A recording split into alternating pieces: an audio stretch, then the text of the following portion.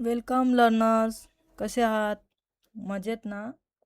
मजेतच पाहिजे. आज आपण मराठीचं इयत्ता चौथीचा 8वा धडा बघूया. मेट्रो प्रवास. ओके, तर सुरू करूया. धडा 8वा, मेट्रो प्रवास. आजोबा गावावरून शहरात आले होते. शहरातील गगनचुंबी इमारती आणि वाहनांची गर्दी पाहून आजोबा अवाक झाले होते. अवाक म्हणजे आश्चर्यचकित. बाबा म्हणाले, आजोबांना आपण मेट्रोने फिरायला नेऊया. हे ऐकून आजोबांना खूपच नवल वाटले आणि आम्हालाही आनंद झाला. थोड्या वेळानंतर आजोबा आणि मी घरातून निघालो. मेट्रोमधील हा आजोबांचा पहिलाच प्रवास असल्यामुळे ते खूप आनंदात होते. आज सुट्टीचा दिवस असल्यामुळे रस्त्यावर खूप गर्दी होती. आम्ही मेट्रो स्थानकाजवळ पोचलो. बाहेरून मेट्रो स्थानक सुंदर, स्वच्छ आणि मोठे दिसत होते. सगळीकडे ठळक अक्षरात सूचना फलक लावलेले होते. बाबा तिकीट काढण्यासाठी तिकीट घराकडे गेले. बाजूला काही लोक मशीनमधून तिकीट घेत होते. बाबांनी तिघांचे वेगळे वेगळे ई तिकीट काढले. ई तिकीट म्हणजे पेपर नसलेले, ऑनलाईन किंवा मोबाईलमध्ये घेतलेले तिकीट, म्हणजे त्याला पेपर आपण यूज नाही करत. त्यावर बारकोड होते. बाबा आजोबांना म्हणाले, बाबा, हे ई तिकीट आहे. मेट्रो स्थानकावर प्रवेश करण्यासाठी व स्थानकातून बाहेर जाण्यासाठी आपल्याला आवश्यक आहे. तर आजोबांनी विचारले, खरंच की काय? ई तिकीट घेतल्यानंतर आमच्या जवळच्या पिशवीची तपासणी करण्यात आली. आम्ही तिघे सरकत्या जिन्याने प्लॅटफॉर्मवर आलो. सरकत्या जिन्याने म्हणजे आपण स्टेशनवर गेले असेल तर आपण पाहिलं असेल की तिथे एस्केलेटर असतं आपलं, त्या जिन्याने ते प्लॅटफॉर्मवर गेले. प्लॅटफॉर्म खूप मोठे होते. थोड्या वेळाने मेट्रो येताना दिसली. निळसळ आणि पांढऱ्या रंगामध्ये मेट्रो चमकदार दिसत होती. प्लॅटफॉर्मवर पिवळ्या रेषा आखलेल्या होत्या. त्या रेषेच्या आम्ही मागे उभे राहिलो. शू असा आवाज करत मेट्रो स्थानकावर येऊन थांबली. आम्ही सर्वांनी रांगेत मेट्रोमध्ये प्रवेश केला. मेट्रोचा दरवाजा आपोआप बंद झाल्यावर मेट्रो पुढे निघाली. मी, बाबा आणि आजोबा खिडकीजवळ बसलेलो होतो. किती छान, आपण आकाशात उडतोय की काय? आजोबा असं आश्चर्याने म्हणाले. मेट्रोमध्ये मराठी, हिंदी व इंग्लिश भाषेमध्ये पुढील स्थानकांची सूचना दिली जात होती. बाबा आजोबांना म्हणाले, मेट्रोमुळे वेळेची बचत होते आणि प्रवास सुखकर होतो. ही प्रवासाची आधुनिक व्यवस्था आहे. माझा आजोबांबरोबरचा मेट्रोचा प्रवास खूप आनंददायी झाला. असं कोण म्हणतं? तर लेखक म्हणतात. कारण या पाठामध्ये लेखकांनी आपल्याला त्यांच्या आजोबांसोबत झालेला मेट्रोचा प्रवासाचं वर्णन केलेलं आहे. तर आता आपला हा धडा वाचून झाला. आपण आता त्याचं थोडं स्पष्टीकरण बघून घेऊया. तर आपल्या ह्या धड्यात लेखकांनी आपल्याला त्यांच्या आजोबांबरोबरचा प्रवासाचं वर्णन केलेलं आहे. तर त्यांचे आजोबा गावात असतात, ते शहरात आलेले असतात. त्यामुळे त्यांना ह्या इमारती आणि वाहनांची गर्दी बघून ते खूप आश्चर्यचकित होतात. तर मग आजोबा त्यांना मेट्रोने फिरायला घेऊन जाऊया असं सुचवतात. मग ते मेट्रोने फिरायला जाण्यासाठी स्थानकावर येतात आणि स्थानक खूप छान, सुंदर, मोठं असं स्वच्छ त्यांना दिसत होतं. ठळक अक्षरात सूचना लिहिल्या होत्या. तर बाबा सर्वांसाठी ई तिकीट घेतात आणि आजोबांना त्याबद्दलचं माहिती देतात की ते आपल्याला कशासाठी आवश्यक आहे. त्यानंतर त्यांची सामानाची तपासणी होते. मग ते प्लॅटफॉर्मवर जातात. तिथे पिवळ्या रेषा आखलेल्या असतात. त्या रेषांच्या मागे उभं राहायचं असतं असं ते सांगतात. मग त्यांना अशी निळसर, छान पांढऱ्या रंगामध्ये असलेली मेट्रो येताना दिसते.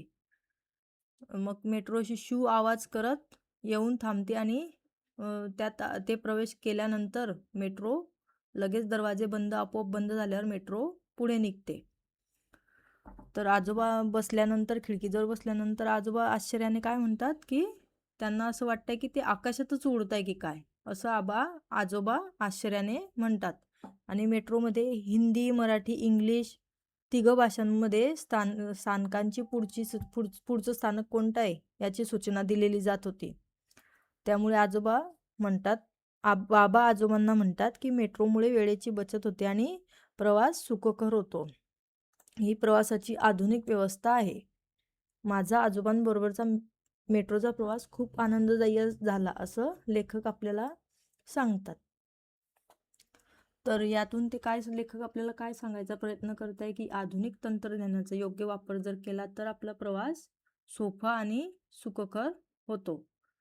आणि मेट्रो सारख्या सार्वजनिक वाहतुकीमुळे आपला वेळेची बचत होते आणि प्रवास करताना केव्हाही तिथे लिहिलेले सूचना फलक वाचायचे आणि तिथले नियम पाळूनच आपण प्रवास करायचा. ओके, आपलं धडा झाला आता वाचून. आपण आता प्रश्न उत्तर बघूया. त्याआधी हे नवीन शब्द दिलेले आहेत, आपण ते बघूया. गगनचुंबी म्हणजे काय तर आकाशाला भिडणारा, खूप खूप उंच. अवाक होणे म्हणजे आश्चर्यचकित होणे. आणि बारकोड म्हणजे काय तर माहिती सांगणारा रेषांचा कोड. आपण कुठलंही बिल वगैरे किंवा पॅकेट वगैरे पाहिलं असेल तर त्यावर रेषा असतात आणि छोट्या ब्लॅक कलरचा, त्याला म्हणतात बारकोड. आणि आधुनिक म्हणजे तर प्रगत. तर आपण बघूया प्रश्न पहिला. एका शब्दात उत्तरे लिहा. पहिला प्रश्न आहे, गावाकडून शहरात कोण आले होते? कोण आले होते गावाकडून शहरात? आजोबा. आजोबा आले होते ना गावाकडून शहरात. तर दुसरा प्रश्न बघूया. मेट्रो स्थानक कसे दिसत होते? कसे दिसत होते मेट्रो स्थानक? सुंदर, स्वच्छ आणि मोठे.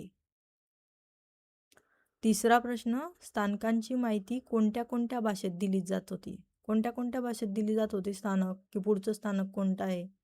मराठी, हिंदी, इंग्लिश. चौथा प्रश्न, पिवळ्या रेषा कुठे आखल्या होत्या? कुठे आखल्या होत्या पिवळ्या रेषा? जेथे ते उभे वाट पाहत उभे होते मेट्रोची. स्थानकावर, प्लॅटफॉर्मवर. कुठे? प्लॅटफॉर्मवर. ओके, एका शब्दात उत्तरे आपले झाले. आपण आता गाळलेल्या जागा बघूया. तर पहिली आहे, बाबांनी तिघांचे वेगळे वेगळे घेतले. काय घेतले? ई तिकीट घेतले. दुसरा, निळसर आणि पांढऱ्या रंगामध्ये मेट्रो कशी दिसत होती? चमकदार दिसत होती. कशी? चमकदार. तिसरा, टिंबटिंबमुळे वेळेची बचत होते आणि प्रवास सुखकर होतो. कशामुळे? मेट्रोमुळे. माझा आजोबांबरोबरचा प्रवास कसा झाला? आनंदमयी झाला. कसा झाला? आनंदमयी झाला. आता तिसरा प्रश्न आहे, कोण म्हणाले ते लिहा. हे जे वाक्य दिलेलं आहे ते आपल्याला सांगायचे की कोण म्हटलं, त्या दळ्यामध्ये कोण बोललेलं आहे. ओके, तर आपण ते पुढच्या स्लाइडवर बघूया. आजोबांना कोण म्हणाले ते लिहा. त्यातलं पहिलं आहे, आजोबांना आपण मेट्रोने फिरायला नेऊया. असं कोण म्हटलं? बाबा म्हणाले. दुसरं आहे, खरंच की काय? असं कोण म्हणाले? आजोबा. आजोबा म्हणतात ना असं, खरंच की काय? तिसरा कोण म्हणालेचा प्रश्न आहे, किती छान, आपण आकाशात उडतोय की काय? असं कोण म्हणाले? आजोबा. मेट्रोमुळे वेळेची बचत होते आणि प्रवास सुखकर होतो. हे कोण म्हणालं? बाबा. ओके, तर प्रश्न चौथा आहे, पुढील शब्द वाचा व लिहा. हे तुम्हाला वाचायचे आणि लिहायचे आहे. तर ई तिकीट, बारकोड, मेट्रो आणि प्लॅटफॉर्म हे वाचा आणि लिहा. आणि पुढचं आहे, कृतीतून शिकूया. तर उपक्रम काय आहे? खालील वाहनांचे आवाज काढा. उदाहरणार्थ मेट्रो. मेट्रोचा आवाज कसा येतो? शू शू करत येते. तर आता हे बाकीचे दिलेले हे तुमच्यासाठी, ह्याचा तुम्ही आवाज काढून बघा तुम्हाला जमतोय का. ओके, सो आवडलं का तुम्हाला हा व्हिडिओ? आवडला असेल तर लाईक करा, शेअर करा आणि सबस्क्राईब करा. आता आपण भेटूया पुढच्या व्हिडिओमध्ये. Thank you learners. Keep learning. Bye.